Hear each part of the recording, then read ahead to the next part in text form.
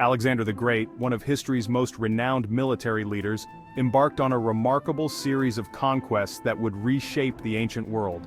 His ambition was not only to expand his empire, but to unite the East and West under one rule, creating a vast kingdom that spanned from Greece to the edges of India. His conquests left an indelible mark on the cultures he encountered, creating the Hellenistic era, where Greek culture blended with those of Egypt, Persia, and beyond. Here's the story of Alexander's extraordinary campaign. Born in 356 BCE in Macedonia, a kingdom just north of Greece, Alexander was the son of King Philip II and Queen Olympias. From a young age, Alexander showed remarkable intelligence and strength. He was tutored by the famous philosopher Aristotle, who instilled in him a love for Greek culture, philosophy, and science.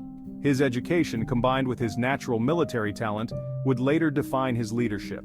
Alexander's education was not limited to military training. He studied a wide range of subjects including literature, medicine, and philosophy.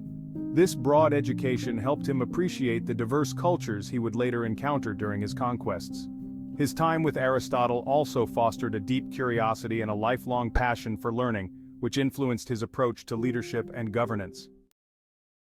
In 336 BCE, when Alexander was just 20 years old, his father was assassinated and Alexander was thrust into power. He quickly took control of the Macedonian throne. He inherited a strong, disciplined army and a kingdom that had already subdued much of Greece. His leadership was immediately tested. However, Alexander had even grander ambitions than his father. He sought to expand his empire beyond Greece. At the time, the Persian Empire was the largest and most powerful empire in the world, ruled by King Darius III. Alexander saw this as his ultimate challenge. With his unmatched military prowess and strategic genius, Alexander began his campaign against Persia, setting the stage for his legendary conquests. In 334 BCE, Alexander launched his campaign to conquer Persia, crossing the Hellespont, known today as the Dardanelles, with around 40,000 troops. His first major victory came at the Battle of Granicus, where his forces defeated a Persian army, opening the path to Asia Minor, which is modern-day Turkey. Alexander's strategy was swift and bold. After securing the western regions of the Persian Empire, he met Darius III's forces in 333 BCE at the Battle of Issus. Despite being heavily outnumbered, Alexander's brilliant tactics and the discipline of his troops led to a decisive victory. Darius fled, leaving his family behind, which Alexander treated with respect, further enhancing his reputation as a leader. After Issus, Alexander continued south, marching into Egypt, where he was welcomed as a liberator from Persian rule. The Egyptians, who disliked their Persian overlords, hailed Alexander as the new pharaoh. He was seen as a savior and a hero. During his time in Egypt in 332 BCE, he visited the oracle at Siwa Oasis, where he was declared the son of Zeus Ammon, further fueling the belief in his divine mission. This event solidified his status among his followers. Alexander's strategy in Egypt was not just about military conquest. He engaged with local leaders, understanding their customs and traditions, which helped him gain their trust and cooperation. His diplomatic approach ensured a smoother transition of power.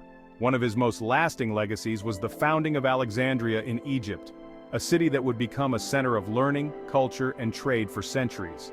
The city was meticulously planned and quickly grew in importance. Alexandria later housed the famous Library of Alexandria, one of the greatest repositories of knowledge in the ancient world. Scholars from all over the world came to study and share knowledge, making it a beacon of enlightenment. The significance of Alexander's conquest of Egypt extended beyond military achievements. By participating in local ceremonies and respecting Egyptian religious practices, he further solidified his position as a legitimate ruler in the eyes of the Egyptians. This cultural integration was key to maintaining stability in the region. The turning point of Alexander's campaign came in 331 BCE at the Battle of Gaugamela, located near modern-day Iraq. Darius III amassed a massive army to finally crush Alexander's forces, but once again, Alexander's superior tactics triumphed. Despite facing a Persian force that vastly outnumbered his own, Alexander broke through the Persian lines with a direct assault on Darius, who fled the battlefield. This victory marked the end of Persian dominance. Soon after, Alexander marched into the Persian capitals of Babylon, Susa, and Persepolis, where he seized the immense wealth of the empire. Persepolis, the ceremonial heart of Persia, was famously burned down by Alexander's forces, a symbolic act that marked the fall of the Persian Empire. With Persia under his control, Alexander's ambitions only grew. He pushed eastward into Central Asia, conquering Bactria, which is modern Afghanistan, and Sogdiana, now known as Uzbekistan and Tajikistan. These were some of his most challenging campaigns, as the mountainous terrain and fierce resistance from local tribes really tested the limits of his army. During this period, Alexander also began adopting Persian customs and dress, seeking to unite his newly conquered subjects under a single ruler who respected their traditions.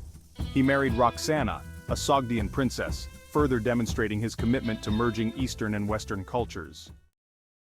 In 326 BCE, Alexander crossed into India.